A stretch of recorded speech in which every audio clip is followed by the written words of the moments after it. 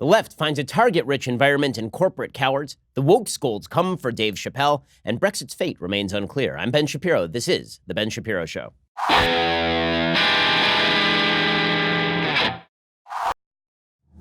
We have an enormous amount to get to today, and we will get to all of it. We'll just move straight through it. We begin today with the new crusade by the left. So the left is attempting to use pressure politics in virtually every area of American life. We're going to talk about how it is that the left uses these pressure politics in areas of American life to make American life a lot worse. Because normally, if you're going to use pressure politics, you use it in, politics, right? You direct it politically. You're going to pressure your senator. You're going to pressure your congressman. You're going to organize phone banking, or you're going to nominate somebody to primary somebody or run against somebody. But we are now moving into an era where so many people in America now believe that government is ineffective and ineffectual that instead they're going to go to the commanding heights of our culture and of our business, and they're going to try to use those commanding heights against their fellow citizens. Now, that's not illegal, obviously. That doesn't violate prescriptions on limited government, but it does change the natural tone and tenor of how it is to live as an American. If you are simply going after the commanding heights of Hollywood and using it to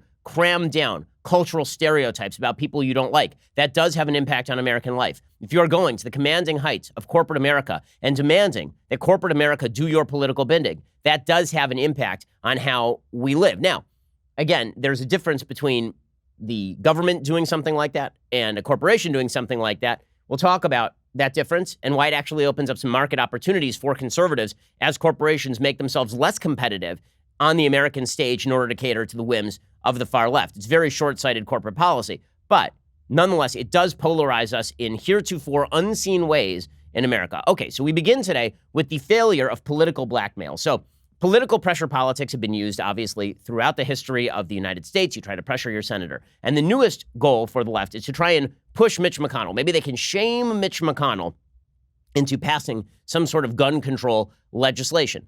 Now, there's a solution to this for folks on the left. You could elect a majority. You could just elect a majority of Democratic senators. In fact, you had a majority of Democratic senators all the way up through, 2014? And you could elect a Democratic House, which you already have. You could elect a Democratic president. In fact, you had all three of those branches. You had the Congress, and you had the Senate, and you had the presidency from 2009 all the way through 2011, early 2011. And you didn't do anything on gun control. So now you see the press trying to push Mitch McConnell into doing something, and they're trying to use President Trump's vagary on gun control as sort of the lever to get McConnell to do something. So you get the Washington Post editorial board writing a full-page editorial, an extraordinarily long editorial today, trying to push Mitch McConnell, suggesting that it's Mitch McConnell's fault that mass shootings are taking place, which is a rather large absurdity considering, again, that mass shootings have been taking place in the United States for decades at this point. Columbine happened in the 1990s. Mitch McConnell was not the Senate Majority Leader when a bevy of mass shootings happened in 2009, 2010. And Mitch McConnell is not solely responsible for the gun control policy in the United States. We had an assault weapons ban in the United States, the same assault weapons ban Democrats are now pushing from 1994 through 2004, and it accomplished precisely nothing. So for all of the talk about Mitch McConnell, it ain't about Mitch McConnell. But this is normal pressure politics, okay? This is just the way politics works. And there's nothing particularly wrong with this. The people who are pushing the agenda have the wrong agenda. They're pushing policy that is impractical. But this is sort of normal politics, as politics, I guess, is supposed to work. So the Washington Post writes an editorial, again, titled, "How Many More Names Will Be Added to the List Before Mitch McConnell Acts on Guns?" And they just list a bunch of people who were killed Saturday in Midland and Odessa. They said, add those 7 individuals randomly slaughtered Saturday by a shooter in the West Texas cities of Midland and Odessa to the toll of those lost to America's gun insanity. And then pose this question. First of all, again, they are wrong on the politics. Okay, there's no such thing as quote-unquote gun insanity. There are just insane people with guns or evil people with guns. Me owning a gun is not insane. You, a law-abiding citizen, owning a gun to defend yourself is not insane. That's not gun insanity. Again, a gun is just a tool. To suggest that it's a part of America's quote-unquote gun insanity is to create this miasmatic evil that descends on America randomly when that is not in fact the case. But that's not where the editorial board is going, obviously. They say, let's pose this question. What if there was a mass shooting in the United States, not once or twice or 4 or 6 times monthly, but every single day, a big one, the kind that electrifies social media and squats for days on page 1? Would that be enough to move Senate Majority Leader Mitch McConnell from his insistent inertia on gun safety? Would any volume of bloodshed convince the Kentucky Republican that Congress faces a moral imperative to act? 38 people were slain in 3 such shootings in August, and still Senate Republicans and President Trump refuse to act. Again, this is the old Democratic saw, which is that if you don't agree with them on policy, it's because you don't care if people get shot. And that's a lie, and it's nasty, but it is normal politics if you're directing it at an elected senator. And then they just list off all of the people who have been killed in a variety of mass shootings. They don't seem to care about all the people getting killed in Chicago because that is Democrat governed. They say the list below, far from comprehensive, is tragic in part because it is so far from inevitable. No single law would end gun violence, but there are reasonable, obvious measures that would help. For example, ban the sale of military-grade assault weapons. Again, they say that's reasonable and obvious. Didn't really have an impact on mass shootings in the United States. Unneeded by civilian, they are a blight on the nation, their ready availability, a national disgrace. Eliminating them would slow the growth of this list. It would save lives. Again, you can't just assert this sort of stuff. You actually have to explain why. And then they just list off a bunch of names, and the names themselves are supposed to be proof that the policy is somehow workable, which of course is very silly. Okay, but again, this is normal political pressure. And it's not working. It's not working. And so many in the media have now upped their game when it comes to normal political pressure. Many on the left have upped their game when it comes to normal political pressure. It's not just pressuring Mitch McConnell to do what you want.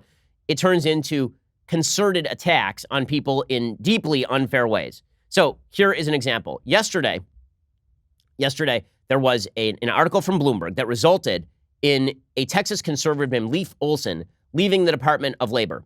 Why exactly was he forced to leave the Department of Labor? Because he posted a couple of times on Facebook making fun of the alt-right and mocking anti-Semitism. And Bloomberg took that out of context to suggest that he was alt-right and supported anti-Semitism. I'll get to that story in just 1 second. First, let's talk about safety for just a minute. So, I'm somebody who requires an enormous amount of safety precautions. Unfortunately, I get an enormous number of death threats. I have stalkers. There are lots of people out there who are very, very wild. And this means that I'm always concerned about what's going on at my house. And this is why I rely on Ring. Ring's mission is to make neighborhoods safer. You might already know about their smart video doorbells, cameras that protect millions of people everywhere. Ring helps you stay connected to your home anywhere in the world. So, if there is a package, delivery, or a surprise visitor, you get an alert. You'll be able to see, hear, and speak to them all from your phone.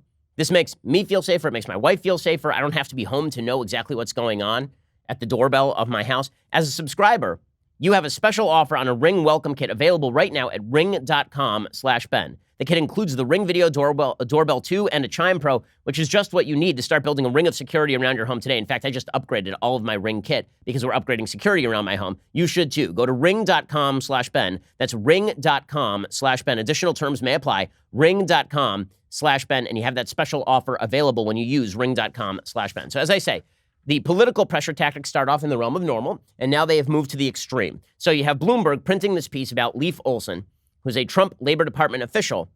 And here's how Bloomberg reports this. A recently appointed Trump Labor Department official with a history of advancing controversial conservative and faith-based causes in court has resigned after revelations that he wrote a 2016 Facebook post suggesting the Jewish-controlled media protects their own. And now it sounds pretty bad, doesn't it? Except for it's obviously not what he is saying.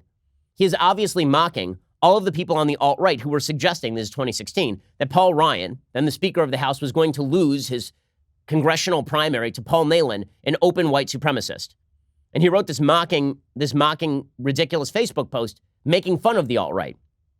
He wrote, establishment insider Rhino corporate tool Paul Ryan was finally brought to heel in tonight's primary election by an uprising of the conservative masses of real America, eager for an authentic voice in Washington, instead of the same tired globalist open borders pap they've been pushing on us since the elites abandoned the people. The guy just suffered a massive, historic, emasculating 70-point victory. Let's see him and his Georgetown cocktail party puppet masters try to walk that one off. As obviously, he is mocking people who said that Paul Nehlen was going to beat Paul Ryan. Okay, and then somebody wrote back to him as a humorous reply, he's a neocon too, you know. And Leif Olson wrote back, no, he's not. Neocons are all Upper East Side Zionists who don't golf on Saturday, if you know what I mean. Right? Meaning, again, this is all making fun of white supremacists and the alt-right. All of it. All of it. Okay, so Bloomberg reported this as though making fun of the alt-right and anti-Semitism was actually anti-Semitic so they could get this guy fired. The guy did end up resigning. Okay, so this is the shift from normal political hits, unlike Mitch McConnell, to going out of your way to deliberately read something wrong in order to target somebody. So that's bad enough. And then it goes even further, and that is the maligning of people you disagree with, not just by taking them out of context, but by literally calling them terrorists. So this is what's happening in San Francisco. Within the last 48 hours, the San Francisco Board of Supervisors declared the NRA a domestic terrorist organization. You getting this? An organization that is a lobbying organization on behalf of American citizens who wish to protect their Second Amendment rights is now a domestic terrorist organization. So what does that mean? Presumably you can raid an NRA member's home? You can surveil an NRA member? I mean, I really wonder why so many gun owners are uneasy about red flag laws when you have the San Francisco legislative body passing a resolution officially labeling the NRA a domestic terrorist organization. This is the equivalent of labeling Emily's List a domestic terrorist organization on the right. District 2 Supervisor Catherine Stefani, whose district includes the Marina and Presidio, wrote the declaration stating that the NRA, quote, spreads propaganda that misinforms and aims to deceive the public about the dangers of gun violence. In other words, they exercise their First Amendment rights. Therefore, they're a terrorist organization. They say that the NRA, quote, musters its considerable wealth and organizational strength to promote gun ownership and incite gun owners to acts of violence. Okay, there's no evidence that the NRA incites gun owners to acts of violence. That's absurd. And yes, they do promote gun ownership. So do I. I'm not a terrorist. Okay, if San Francisco is now in the business of labeling people terrorists who disagree with them, now we are getting into the realm of the dangerous. So you move from normal political manipulation, that is bad stuff, the Mitch McConnell stuff, to abnormal political manipulation, members of the media attacking people for precisely the opposite of what they're saying, to openly labeling everybody who you don't like some sort of terrorist. The declaration, according to the San Francisco Board of Supervisors, reads, quote, all countries have violent and hateful people, but only in America do we give them ready access to assault weapons and large capacity magazines, thanks in large part to the National Rifle Association's influence. I mean, how delightful. Okay, so all of this is incredibly divisive. And then we get to the final step. So that one is bad because that is an actual board of government labeling fellow citizens terrorists on the basis of their belief system, which is really nasty. And let us not forget that the entire left has suggested that if you use inflammatory language about the positions of people on the left, that you're inciting violence against them. So if you say that Ilhan Omar is a bad person and an anti-Semite, she says that you're inciting violence against her. If you suggest that Rashida Tlaib's belief system is wrong and nasty, then you're inciting violence against her in some sort of way. If you label everybody in the United States who supports the Second Amendment a terrorist, apparently that's totally okay in San Francisco.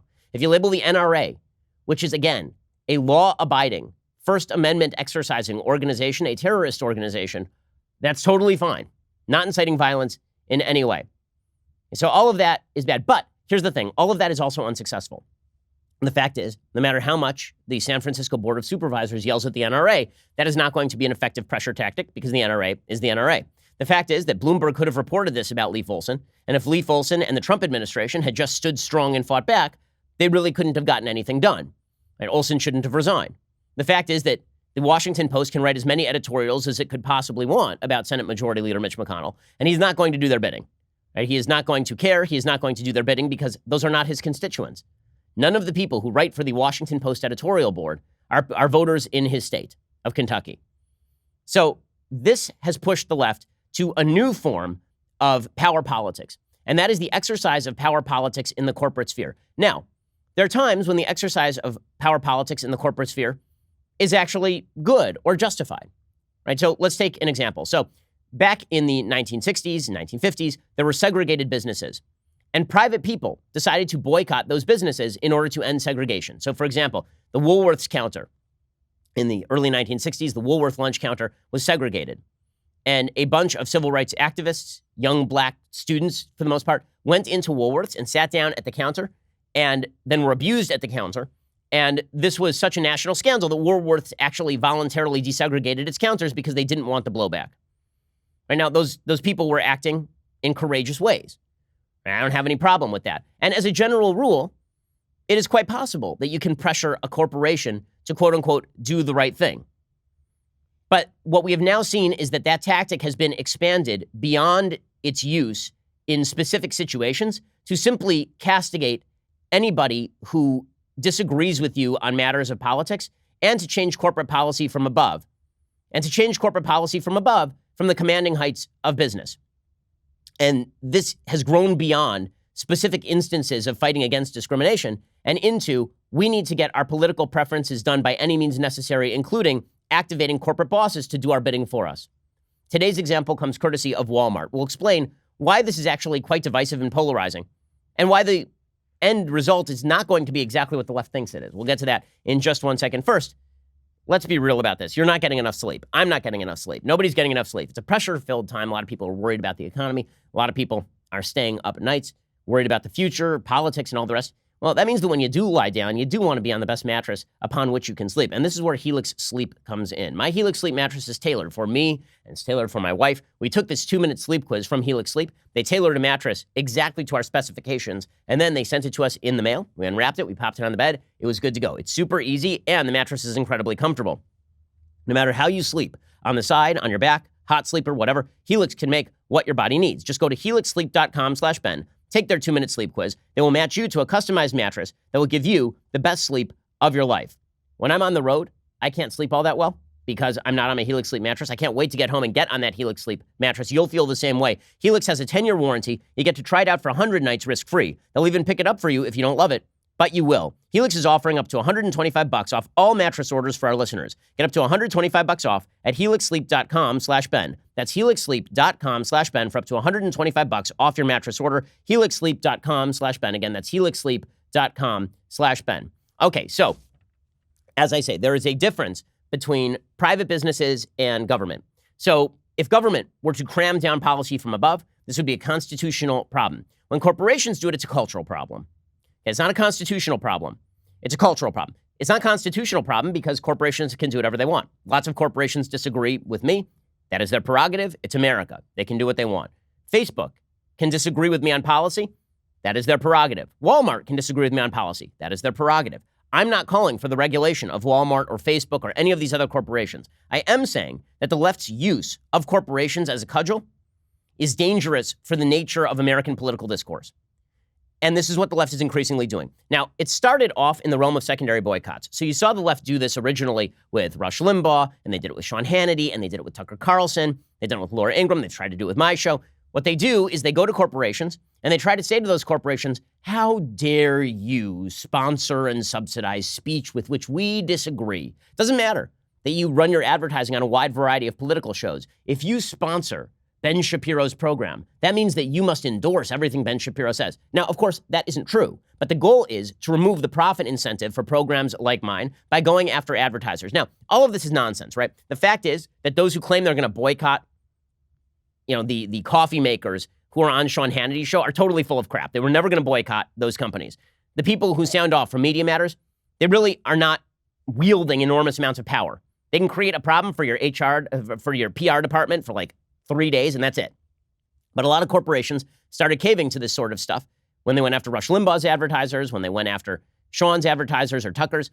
Right? They can create all sorts of problems. And the left saw that this was successful. So they've decided that they are going to rely on corporate cowardice in order for them to push their agenda now on a broader level, not just by going after advertisers on programs like this one, which, by the way, is why you should subscribe to the programs you like. You can subscribe to this program over at dailywire.com. They've decided they are going to go after corporations more broadly and use those corporations to cram down policy that affects the entire country. Again, perfectly legal, but it is a sign of corporate cowardice that so many corporate CEOs are falling for this.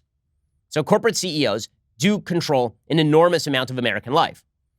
Right? We have these big businesses. They employ literally millions of people. I've been a big defender of Walmart over the years. The left has been attacking Walmart, saying they pay insufficient wages, which is not statistically true. The left has been attacking Walmart, saying they want to tax them out of business. That's Bernie Sanders' proposal. I've been over here defending Walmart, right? But Walmart does control an enormous amount of America's industry, obviously.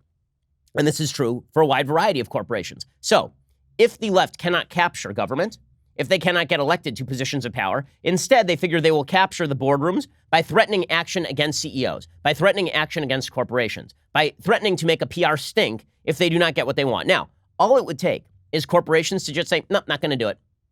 You know what we're here to do? We're here to sell product. That's what we do. And if you don't like those products, that's on you, man.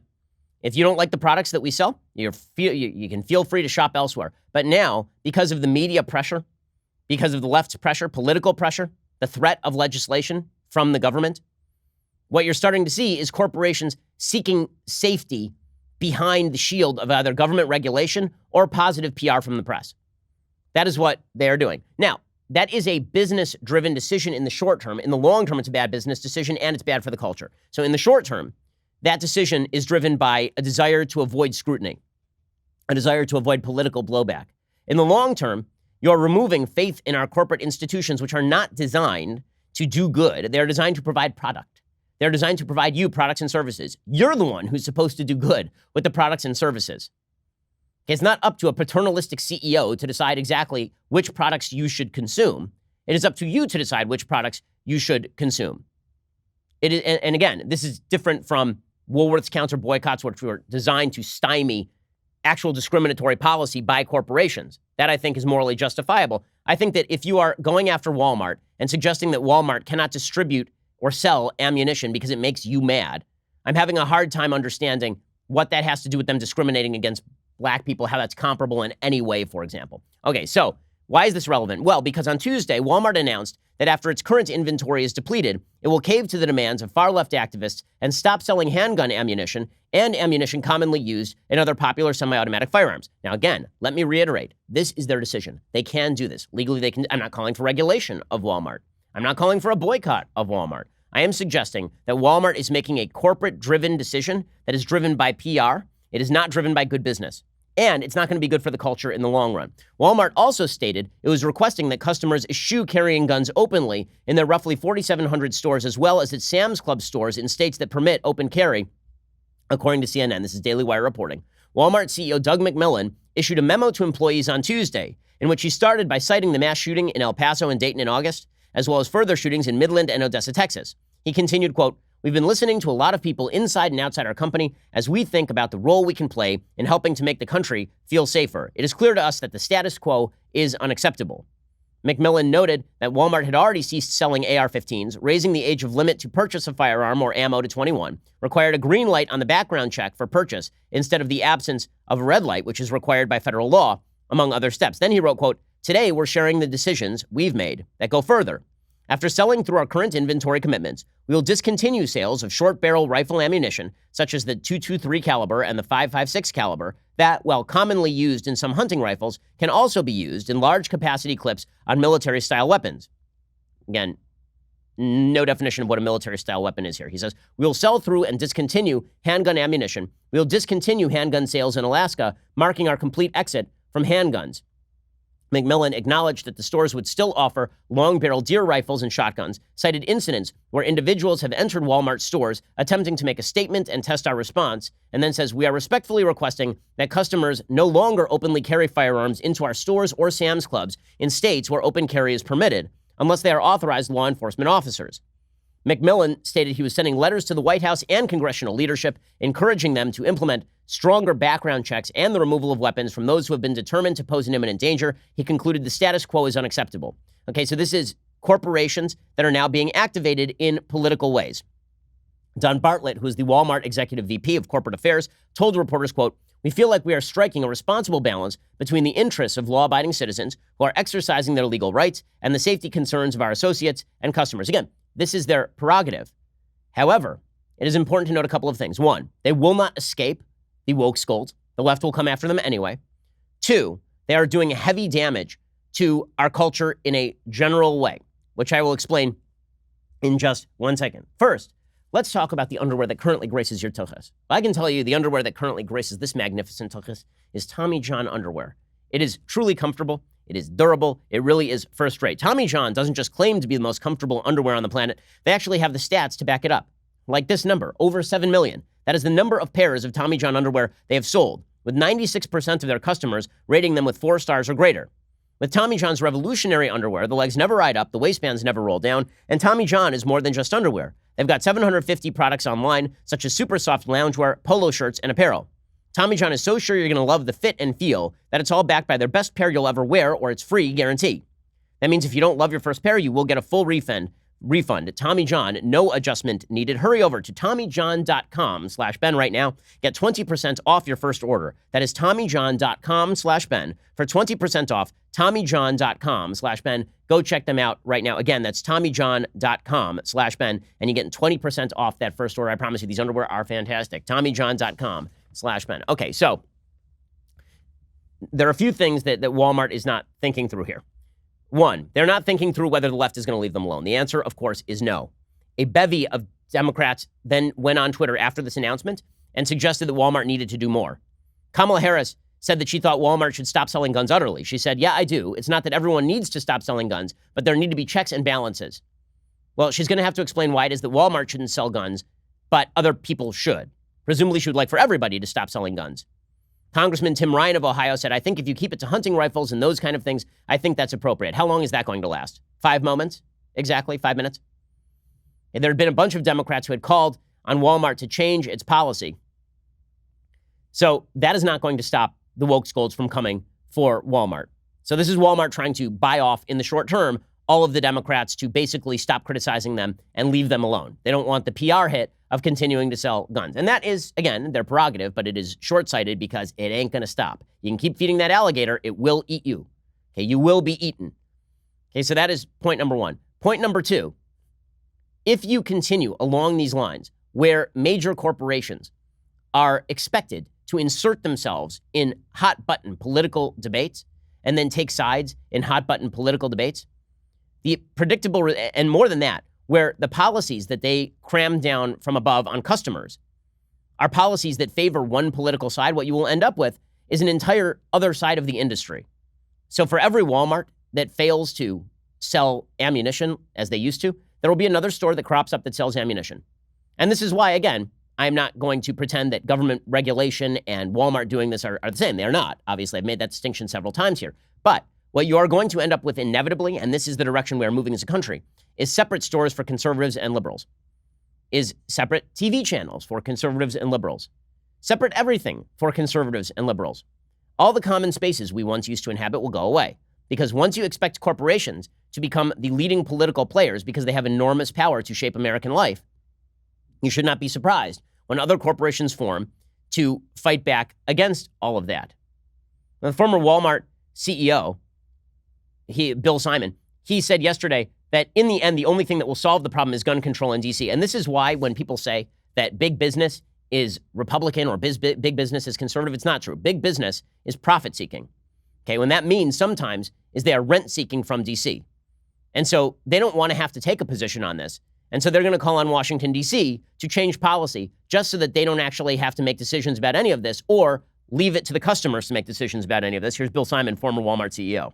When you do see a major retailer like Walmart take a move like this, though, do you think it does add pressure to lawmakers to try and come to the table and have discussions? I think that's the only thing that's going to solve the problem. We have a crisis that has to be dealt with, and it has to be dealt with by sitting down. Petitions to retailers, gosh, and maybe they make some people feel good because they feel like they need to take action, but they won't solve the problem. Okay, now that's true, but it didn't stop Walmart from, quote unquote, trying to solve the problem by inserting itself into the issue. And so that really should be the normal answer of CEOs. Now, I understand that what the left has been trying to do is suggest that capitalism is itself the problem. There's this real push over at the New York Times, a bunch of other major publications suggesting that capitalism and free markets themselves are the problems, and that we need a new type of capitalism, a quote-unquote responsible capitalism. What they mean by that is they want retailers not to give customers choice. They want retailers to act as sort of guardian angels toward the American public, not to stop selling products that inevitably do damage to people, like cigarettes, for example, but products that can be used for good or can be used for ill.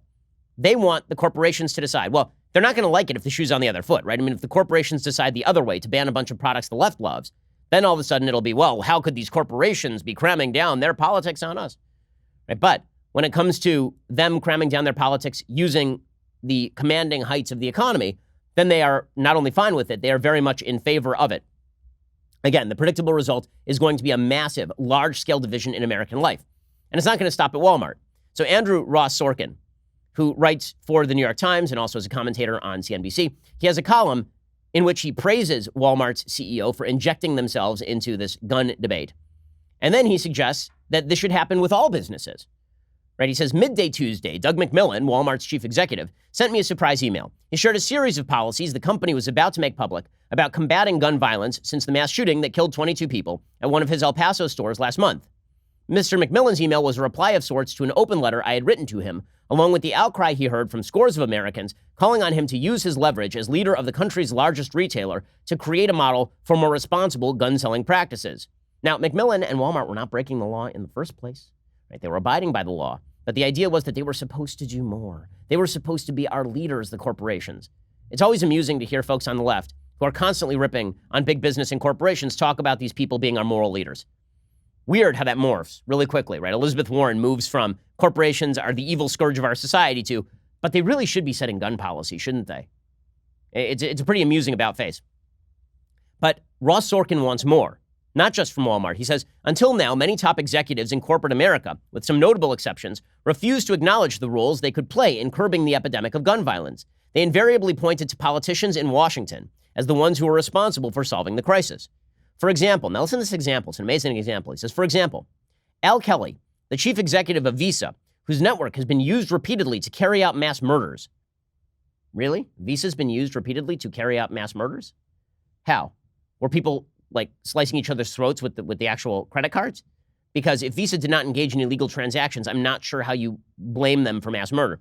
He says, Al Kelly, the chief executive of Visa, has ducked any attempt to even discuss what his company could do to help. Mr. Kelly likes to say, as he did earlier this summer, we are in the business of facilitating legal commerce. That's what we do. Our job is not to set or interpret, but to follow the law. This is the proper answer. This is what the economy is set up to do. This is what free markets are supposed to do. Give you the choice as to the products and services you wish to consume.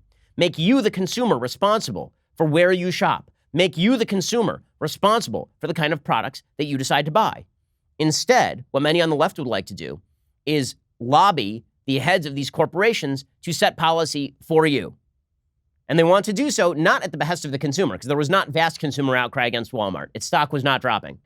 And instead, what they would like to do is create manufactured media controversy and then suggest that the CEOs should step in where the political bosses have failed to act. So these are the new pressure tactics, right? Basically, you use a form of corporate blackmail to go after corporate figures and then use them to culturally cram down what you could not achieve politically.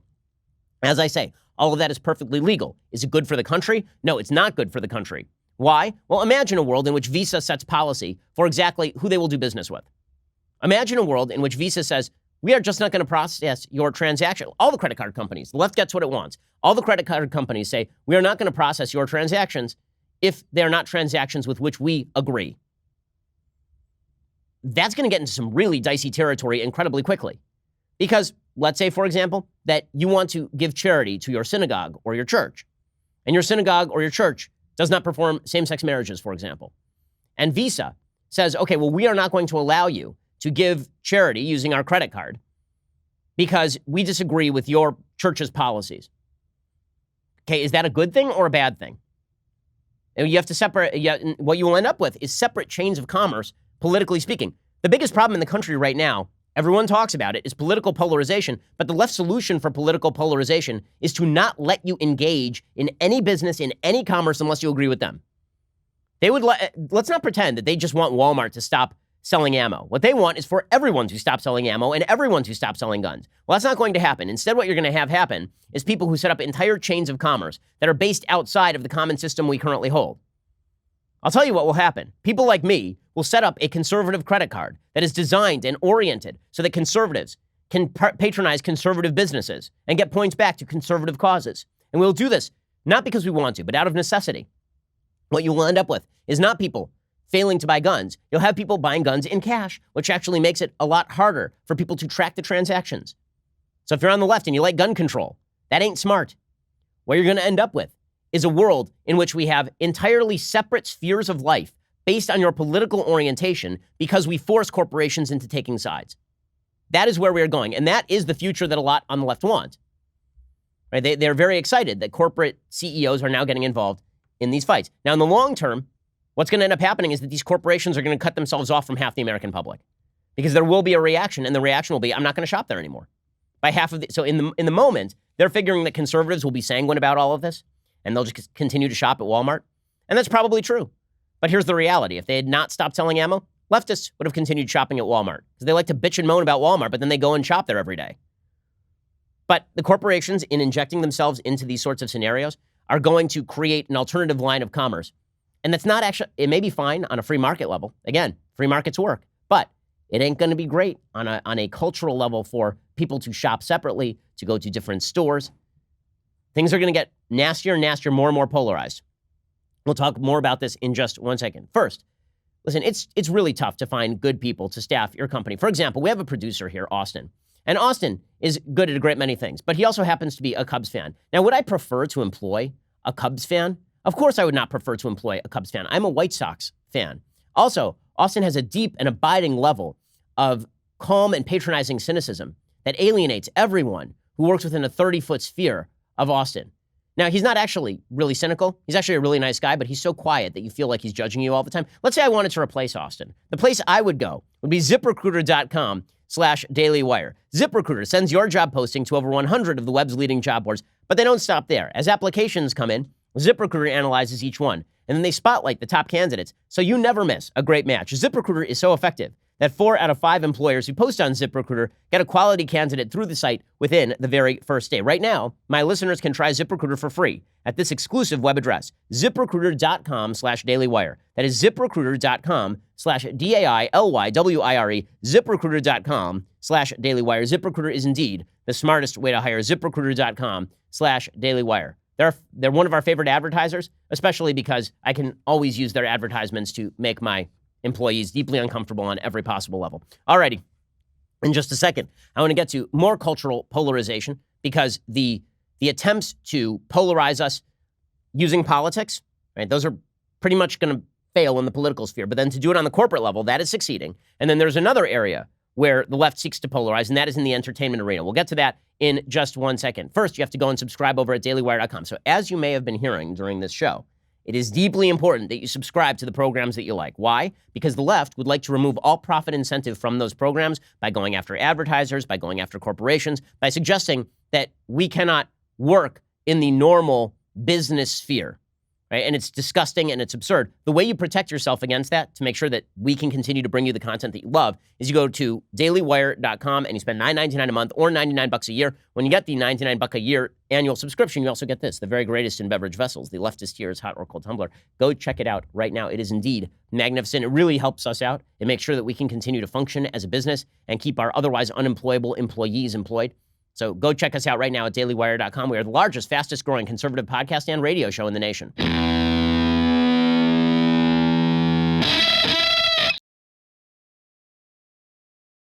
So as I say, what we're going to end up with is a cultural polarization, and the CEOs think that they can buy off the left, and they are so wrong here. They are so wrong. So MSNBC yesterday was cheering Walmart's decision. It's a big victory.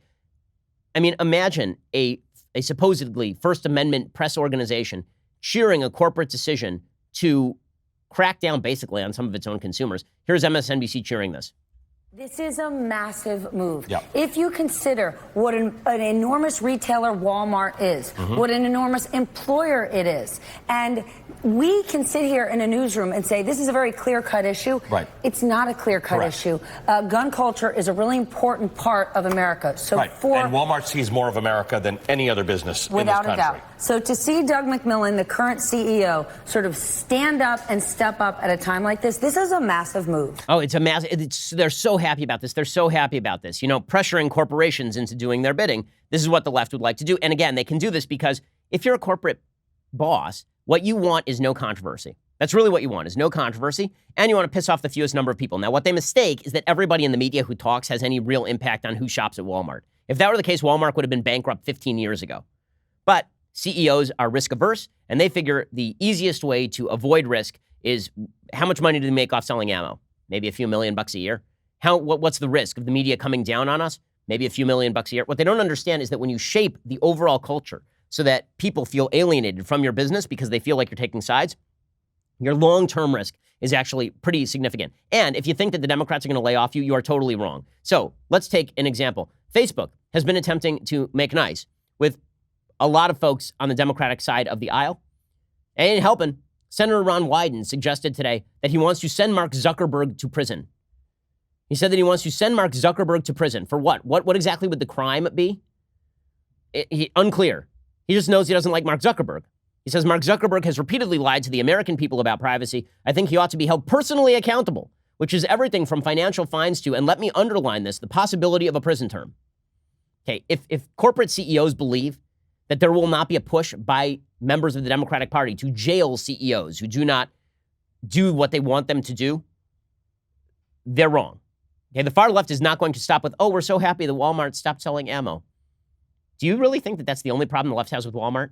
Because if so, you haven't been watching very closely.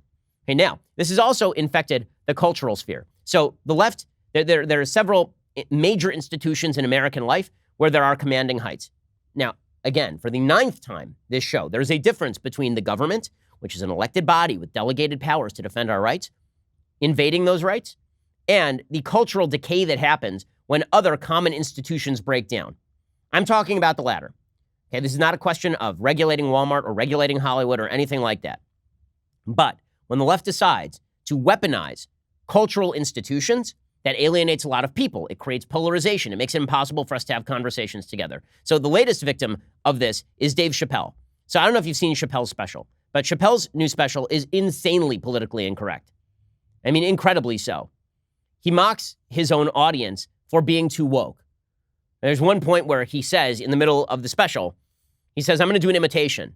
And then he says, you tweeted something bad 5 years ago, and now I'm going to come after you and destroy your career. Who am I? And everybody thinks, oh, well, you know, that's the media. And he says, that's you. That's all of you. And that's right. I mean, Chappelle is correct about this. Chappelle also calls out in specific. I mean, he specifically calls out the LGBTQ lobbying organizations for going after comedians and for trying to destroy their careers. And he specifically cites the Kevin Hart situation. He very hilariously states that Kevin Hart, who's known for years, is basically a perfect human being, well, 4 tweets shy of perfect. And he talks about Kevin Hart's career basically being destroyed, or at least significantly damaged at the height of his career aspirations to host the Oscars, by the Wokescolds. And then he talks at length, he does a riff about abortion. And his riff about abortion ends up being kind of pro-life. And he says that he doesn't care whether a woman has an abortion, but if it's the woman's choice and only the woman's choice, then men shouldn't have to pay for the child support, which is a very common argument that is made by sort of cynical pro-lifers. And then he says, or maybe we have the logic of this whole thing entirely wrong. The left has gone absolutely ape-bleep about this. I mean, they have gone insane about this. And the critics hate this Chappelle special. Now, Chappelle used to be the sort of consensus best comedian living. And there are a lot of great comedians. Chappelle was loved by everybody. Everybody enjoyed his routine. Now, however, he has done something very bad. And the reviewers are very, very angry about it. And so Chappelle must be punished. Don't you understand? The commanding heights of Hollywood must prevent the accession of people like Dave Chappelle, because Dave Chappelle has crossed too many lines. Now, Dave Chappelle is intersectional, right? He is a black man, and this means that he also makes jokes about white people. They're very, very harsh jokes about the heroin epidemic and white folks and all the rest of this. But he is a gun-toting black man who makes jokes about abortion and LGBTQ lobbying organizations, and this means he must be excised. Right? Hollywood has to be, the commanding heights of Hollywood have to be used on behalf of one particular point of view, and if they are not, then the Wokescolds in the media and in Hollywood will come after them. So Dave Chappelle is now the target of these Wokescolds. So Vice reviewed Chappelle's special like this, quote, now he chooses to blatantly ignore the historic criticism against his style of comedy and new, loud and clear criticism from the trans community. Paste magazine called his special boring, hypocritical, and out of touch. There's a bunch of, basically, he had for a long time 0% at Rotten Tomatoes from critics. Why? Because critics are no longer reviewing the quality of an act. Instead, they're reviewing the wokeness of an act, which is how Hannah Gadsby, who is the least funny person who has ever lived. I mean, I'm talking about the least funny human being who has ever lived. There are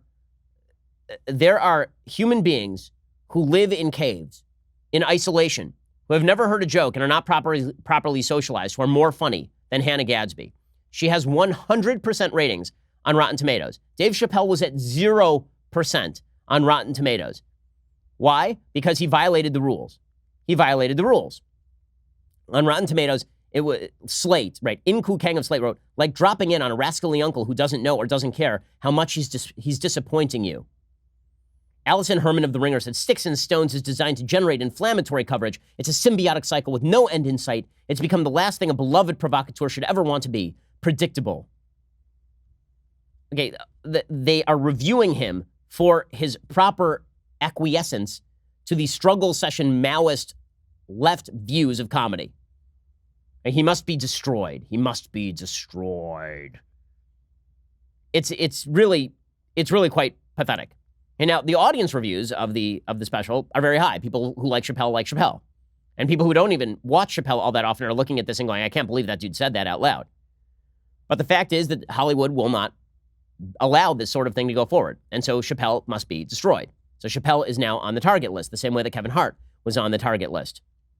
It's the same reason why you saw in the last 48 hours attempts by folks in Hollywood to try and out everybody in Beverly Hills who's going to a Trump fundraiser, because everyone must think alike or be excised. The commanding heights of the culture, the commanding heights of corporate America, and the commanding heights of politics must all be occupied by folks who agree with the left. Now, in the political realm, the good news is we have things called elections, and so we can just say no.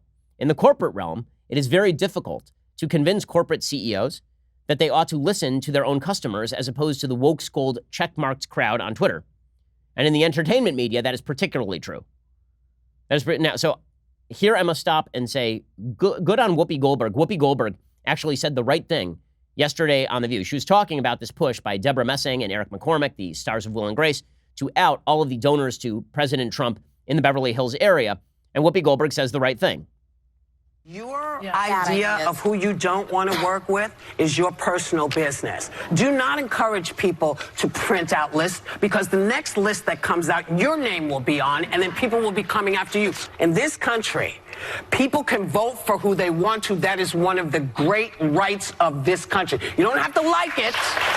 We don't go after people because we don't like who they voted for. We don't go after them that way. We can talk about issues and stuff, but we don't print out lists. Okay, good for Whoopi Goldberg, and we need more of this from the left. Now, it's funny. I said basically all of this on Twitter this morning, and the left went nuts. How dare you? How dare you? You are suggesting that this is just like government action. You're trying to cram down on CEOs what you want. Okay, absolute sheer horsepucky. I'm suggesting that these CEOs can do precisely what they want, but there will be ramifications to it, and it will not be good for the country. And Will Wilkinson, who writes for, I believe, Huffington Post sometimes, he said, the complaint here is really that businesses cater to customers, but the hard right minority is accustomed to political institutions rigged to stymie majority opinion, and they want everything to be like that. Really? Is the majority opinion in the United States that Walmart should not be able to sell product that's legal?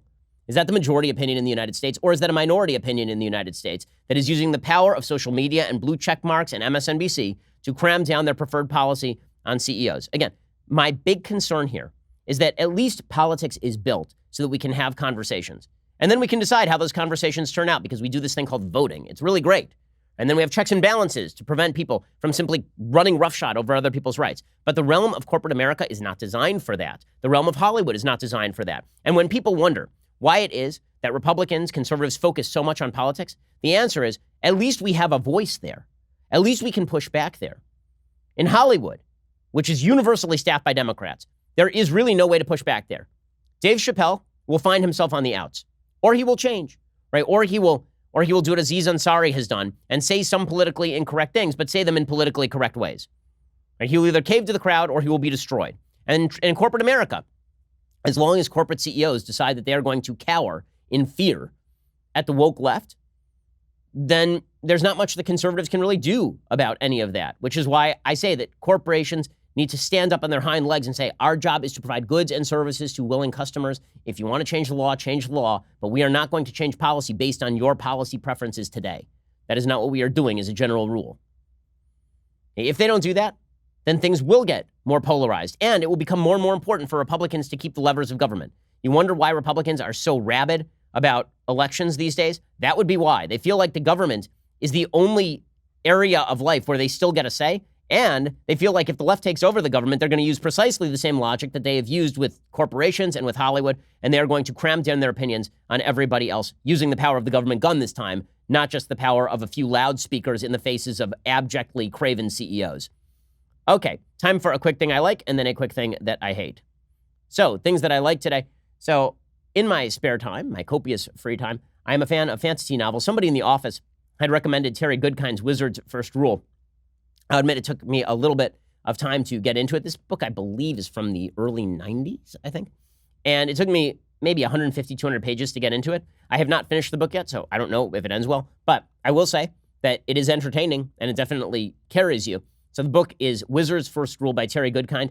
The writing style takes a little bit to adjust to, because at the beginning it's kind of awkwardly written, but then it definitely gets better and more interesting as it goes on. So if you're into good fantasy novels, then try that one out. Wizard's First Rule by Terry Goodkind, and thanks to producer Anthony for that particular recommendation. Okay, time for a quick thing that I hate.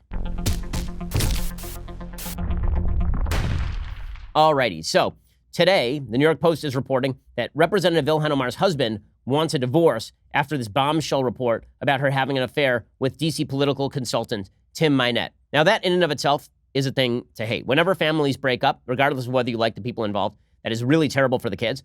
She has 3 kids. That cannot be good for her. I will point out that if a Republican congresswoman were involved in this sort of scandal right now, it would be on the front pages of every newspaper in America.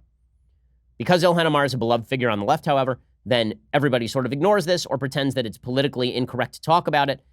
The fact is that it raises serious moral questions about her character, obviously. She is a married woman still. They allegedly separated in March, and Omar asked Hersey to divorce her around that time because she didn't want to file the papers, but Hersey refused, telling her if she wanted a divorce, she should do it herself, according to sources talking to the New York Post. And then after Tim Minette's wife filed bombshell divorce papers claiming that her spouse was having an affair with Omar, Hersey was angry, and he said that he was made to look a fool, and he is considering filing for divorce. Again, the media coverage of this, I mean, the New York Post is covering it. I've not seen it covered in any mainstream publication. Again, imagine this were Nikki Haley. Imagine that this were Sarah Palin. I imagine the media would be covering this story incredibly, incredibly differently. Okay, we'll be back here later today with much, much more. We didn't get a chance to get to Brexit. We didn't get a chance to get to the developments in Hong Kong. So we'll get to those later today. This is why you should subscribe over at dailywire.com. Otherwise, we'll see you here tomorrow. I'm Ben Shapiro. This is The Ben Shapiro Show.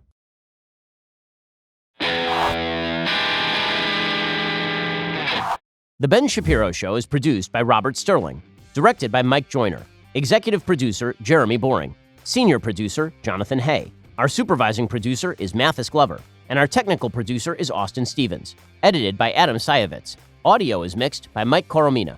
Hair and makeup is by Jesua Olvera. Production assistant Nick Sheehan. The Ben Shapiro Show is a Daily Wire production. Copyright Daily Wire 2019. Hey folks, it's Andrew Klavan, host of The Andrew Klavan Show. Whether it's about race, about guns, or the climate, Brexit, or the economy, the left has learned to tell simple stories to get what they want. Power. We'll talk about that, plus solve all your problems in the mailbag. On The Andrew Klavan Show, I'm Andrew Klavan.